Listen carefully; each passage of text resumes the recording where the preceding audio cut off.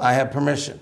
But I wanted you, all of the musicians out there, to know that I'm not illegally using the Nashville Session Players music. I'm actually using it legally and with the blessing of the gentleman who owns it. And as far as YouTube is concerned, let me just say that their system is flawed.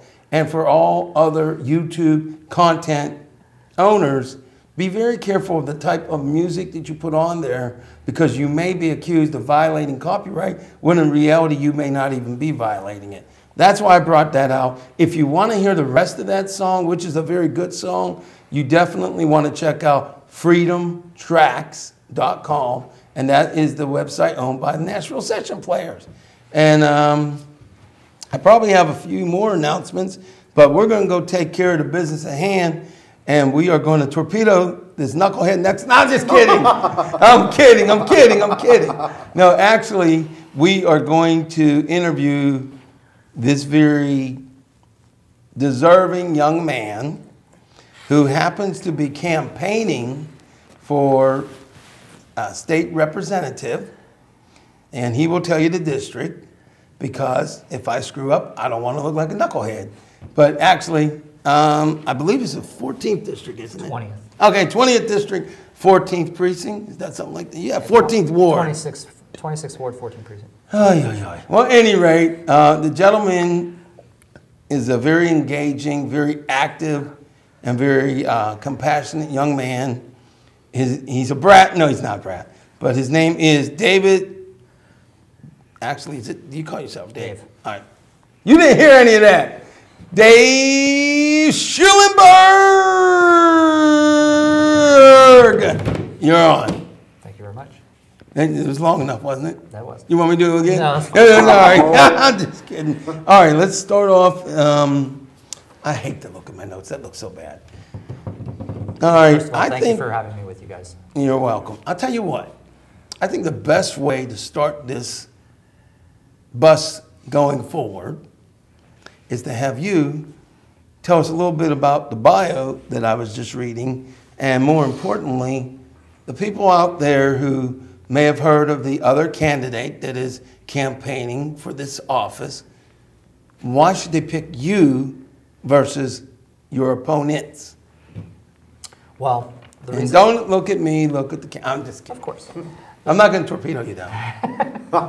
I might brainwash you, but I won't torpedo you. I'm just kidding. We're having fun, people. That's it. We're having fun. That's why I came. First of all, thank you again, as I said, for having me on.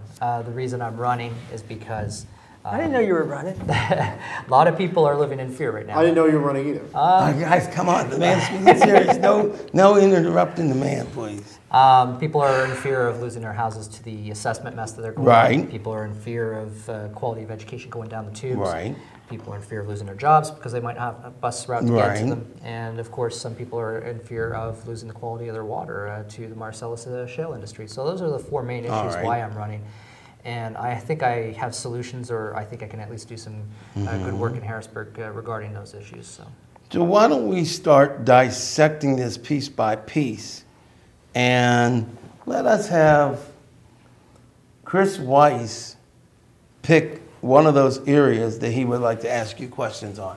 Which area, Chris, would you like to ask him questions on? The assessments, the Port Authority, and the water quality due to Marcellus Shale.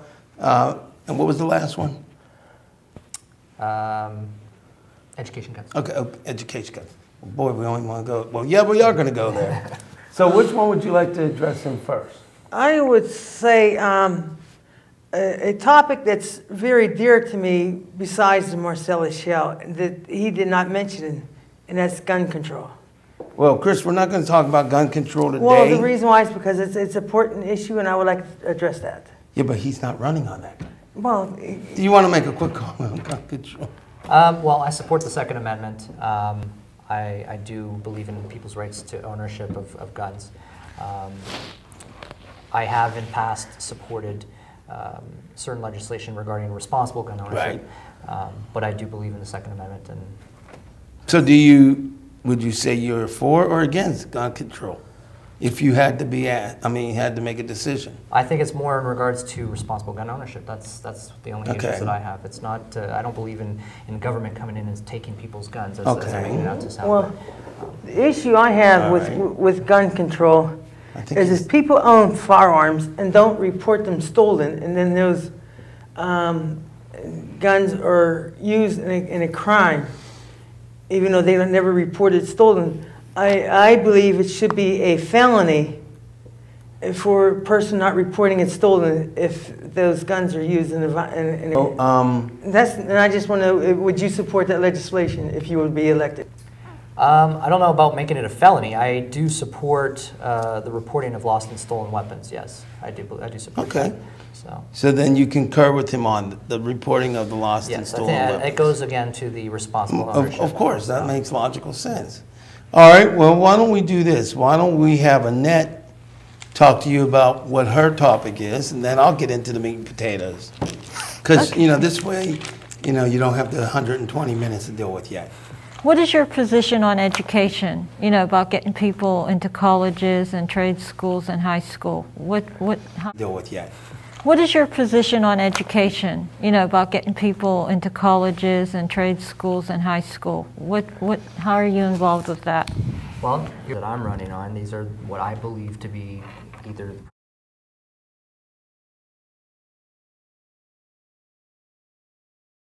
for me, or I asked them also what their priorities, and half the time, like I said, the 4 issues that I brought up, 3 of the 4 are extremely important to District 20. We have a high rate of retirees on the north side, so of course home ownership is a big issue, and reassessment method is going to affect them. Same thing in Lawrenceville. You've got a lot of young families that are moving in, and you've got lots of young kids, and they're afraid that the quality of education is going to go downhill. We're only in phase 2 right now of the Pittsburgh public school system reforms, and there's a third phase coming up. And in phase 2, we're already seeing 25 to 28 kids per teacher, and that's going to go up to about 33 to 35 in phase 3. There's a drastic change that's about to happen, and people are afraid, again, as I said, about the quality of the education going downhill. I got 2 kids. I got one in grade 2 and one in kindergarten. I don't know what it's going to be like for them when they get to middle or high school. So yeah, that's scary. It is. So you're saying that because of the assessment, you feel it's going to impact the education in the public schools? No, what I was saying was that when I go door to door and I talk with people, right? You're talking about a separate issue on education. I ask them, what are your priorities? What concerns you the most? Right. And most of the time, like I said, it seems to align with the same issues that are a priority to me. The 3 that I saw the most in District 20 are property assessment. There has to be a solution to that. We have to stop the cuts to, and we have to fund the Port Authority. Those are the 3 major issues that I got door to door, and those are 3 of my main issues as well. So let me ask you this. Let's say, hypothesize that for whatever reason the 35% cuts come into play, and we'll get into that more later, but based on that alone, 1 second for a minute, right? But we get into, put it this way, if it happens, do you see yourself considering leaving the city based on lack of transportation or lack of education? Do you see any of those factors getting you to possibly leave? No, I do not foresee leaving Pittsburgh or the region. Okay. I moved here in 2000 from Montreal, Canada, and I've become a U.S. citizen. I've adopted Pittsburgh as my home, and as a lot of people say, it takes a strong person to not only adopt a new country, but then once you become a citizen, to actually go and fight for the citizens and actually fight your other brothers and sisters in the same city. So, I'm here to stay. I'm not going nowhere. Okay. Absolutely. Well, that's good. Well, now, you say assessments, education, and the Port Authority are very, very important to you. And to the District 20. And to the district. What do you see happening in the next 5 years if the majority of the people lose their property assessment appeals? Do you see a mass exodus of people on the street? I mean, what kind of possible scenarios do you think could happen? Well, before the housing crunch came down 2 or 3 years ago, people were already losing a lot of their houses just based on foreclosures and stuff like Right. that. And the Obama administration tried to resolve that. Right. I think the assessment mess is going to affect the seniors the most. I mean, Right. they live on strict budgets. I mean, at That's some true. point they have to choose sometimes between food and their medications. And now they're going to have to choose between whether paying a higher price for taxes. So it's going to affect them the most. I don't know what the tide will be, and I don't think anyone knows at this point. But my role in this, though, running for state representative, is to take an outside view and see how we can fix it so that going forward there's no issues. And I believe that at the state level, we do need to have a statewide system regarding that. Now, one of my opponents, in fact, is running on a campaign, and this is the only issue that we've ever heard from him, is that he wants to do away with property tax, period. He has no solution as to how he's going to fund the money that's going to be lost from that. However, you do need property taxes to support the infrastructure of a city and services as well. And so, the question here is, how do you resolve the situation so that over a 10-year, let's say hypothetically, a 10-year period, that your property taxes don't go, or your property value doesn't go from, a 125% increase. Right. And that's where the issue becomes. And what we do in Montreal, for example, and I think this is a system that would work here, in Quebec we have a system where municipalities have to do a hard physical reassessment once every 10 years. Okay. In between years, the government, the provincial government, which is the equivalent of your state, comes out and says, all right, landlord, you're allowed to increase your rent by, we'll say hypothetically 2%. Okay. So now you're a landlord, you tell your tenant, okay, in June when your lease is up, I'm increasing your rent by 2%. Right. Do you still want to stay, or do you want to go? Right. Now, it sets in motion what's going to happen. It gives them options. But the point is that over 10 years, let's say that if the provincial government or the state government were to say, okay, 2 years, 2% every year, that's only a 20% increase. Right. You see what I mean? So at least in 10 years from now, your property value is going to go up 20%. It's not going to go from $45,000 to $175,000. That's true. You see, and that's what's killing people. The last time they did it, it was like 30 years before they did it. Now it's been, 12 years since we did the last one. Right. And there has to be a system where they do it on a regular basis. But you have to level the playing field for all the other counties every around. 10 years, you say? I say every 10 years. And what has it been since the last time? It was about 11 years 11, ago? 12, yeah. But the problem is that Beaver, they haven't done it. So now you got all these people going to those counties. All right, well, what we're going to do, kind of keep these in order in terms of give opportunity to every co-host. So this will be format a little bit later in this. Our apprentice co-host, our brand new apprentice co-host, who may have some comments, or he wants to ask questions, and so that is Brian Hatgelakas? Hatgelakas. Hey, I was pretty good. Hatgelakas. Hatgelakas, right? So why don't you say hello to the audience? Hello audience. Hello, Pittsburgh, PCTV, and Channel 21 and Channel 47 in the world. There you go. Now, what we want to do is make sure that people know to call up and ask to speak to Dave, Albert, Brian, Chris, or Annette.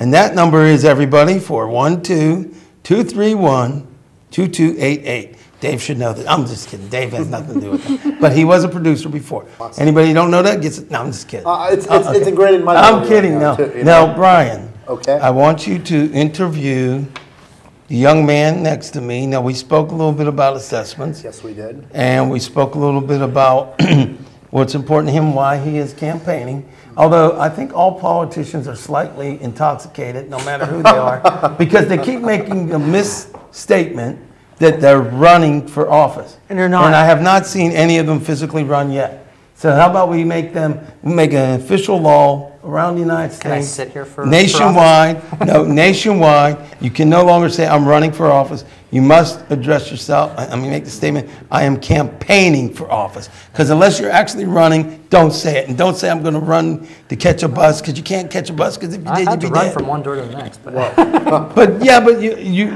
you ran from one door to the next? Absolutely. Campaigning while you did when it. You talk, what'd you do? Say, please vote for me, please vote for me. Okay, explain to me. Here, sign my sheet. I got to run. Yeah. I don't know about you. What do you got to say to the audience before Brian gets on? Say something nice.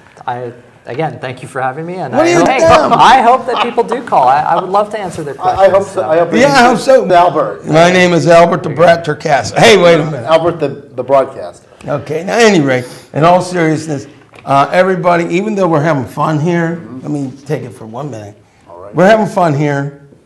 We're not going to get everything in that we want to get in. Right. So this young man's going to be doing the podcast with us on TalkShoe.com in the very near future.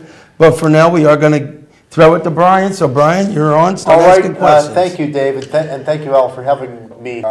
Dave, as a disabled person, the Port Authority is vital for me to get around. It's like having my own car and what.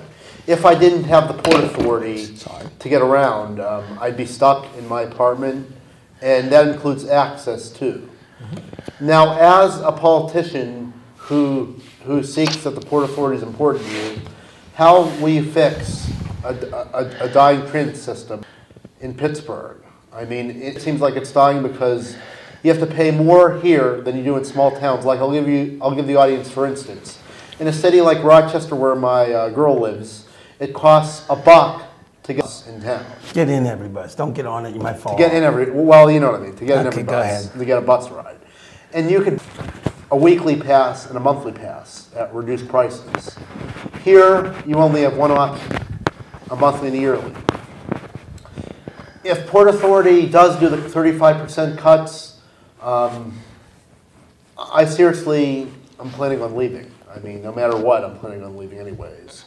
But my question to you is, how do you see Port Authority's lack of services on weekends, nights, and holidays, and lack of an adequate access service in the next year affecting Pittsburgh? Well, I do agree with you in the sense that a lot of people are considering moving because of the Port Authority issue. Like myself. Like yourself, absolutely, yeah. And more so because of that than the property assessments. Right. Because as I said before, you know, when I opened up, I said that people are in fear of losing their jobs due to not being able to get to them. Right. And so, absolutely, you know, that is a big issue. But you also framed it right when you said that it needs to be fixed. Yes. And it's not just a funding issue. There are lots of things that need to be fixed. The problems that the Port Authority are facing are things that have been built up and set in motion for over decades. And so lots of things will need to be fixed regarding them, and that includes not just, you know, the reorganization of management and so forth. We are talking about top to bottom rerouting. We actually had a show, Albert and I, a while back on TalkShoe as well. Specifically, the whole show was about the Port Authority. I had addressed the issue of the park and rides. I think they need to set up connector systems that are a little bit more efficient in that sense. They did actually, in fact, set them up a couple years ago, but then they discontinued them because of the cost cutting that they were starting to do at that